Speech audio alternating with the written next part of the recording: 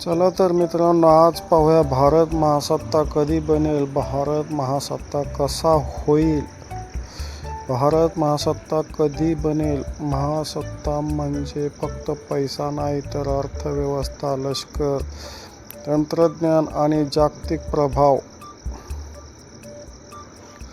आज भारत जगातील 5वी मोठी अर्थव्यवस्था, टॉप 4 लष्करी शक्ती, तरुण लोकसंख्या.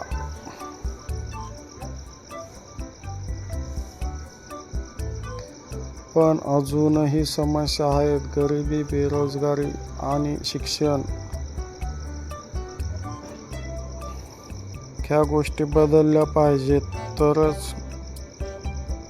तज्ज्ञांच्या मते जर विकास असा चालू राहिला तर भारत 2035 ते 2045 दरम्यान महासत्ता बनवू शकतो. तुमचं मत काय आहे कमेंट करा. चॅनलला लाईक करा आणि सबस्क्राईब